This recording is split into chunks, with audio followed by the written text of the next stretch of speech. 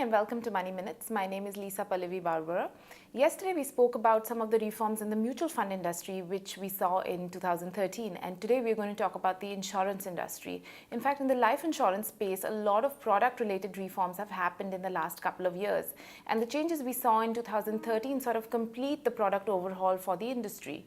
I've got with me Deepti Bhaskaran, and she'll take us through some of these changes.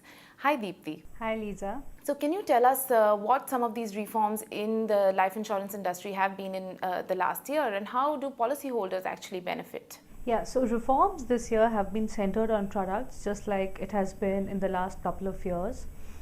Three things have happened that should improve insurance products for the customers. First is life insurance cover. The regulations have mandated a minimum cover of 10 times if you are below 45 years of age or buy a policy more than 10 years in policy term. Even tax laws need you to buy an insurance cover that is at least 10 times the annual premium that you pay.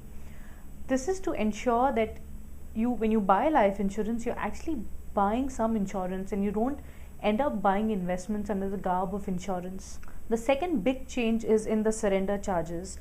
The regulations have really lowered the surrender charge. Surrender charge is basically a penalty that you pay if you want to quit your policy midway. Earlier, the surrender charges were exorbitant, which meant that if you quit your policy midway, you would end up losing all your money. Now the regulations have lowered the surrender charges. That basically means the burden of mis-selling has moved from the customer to the insurer. So it's in the interest of the insurer to ensure that the products are sold for the right reasons so that there aren't many surrenders. And to do that, the regulations have also linked commissions to the policy term or the premium payment term, the number of years for which you pay the premium.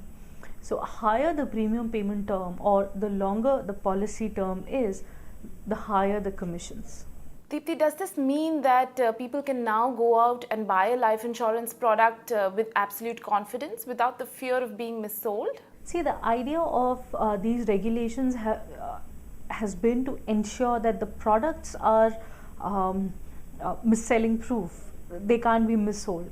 So the idea was to change the product design and then focus on expanding the distribution. The regulator has already started doing that. Banks as brokers regulations is a big push in that direction. But that really doesn't mean that insurance products have become all friendly and you can just go and buy a product. You will still need to do your need analysis. Also keep in mind, insurance products are fairly complex investment products. If you do not understand the policy, stay away from it. Okay, sure, but banks, isn't it better for them to remain corporate agents rather than become insurance brokers? Because as brokers, they will have greater responsibility and be directly liable for a mis-sell. So it's unlikely that they would want to get into those shoes.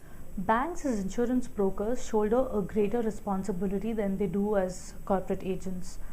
They are directly responsible for the sale of products because they represent the interest of the customers. Because of this, banks are not really interested in becoming brokers because of the greater liability on their heads.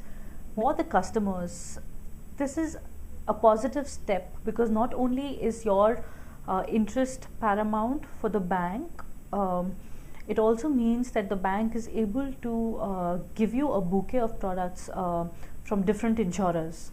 Thanks for that, Deepti. So as you can see, the big bang changes in terms of products in the life insurance industry are now complete. Come January, you will see new product launches and eventually the industry will also stabilize.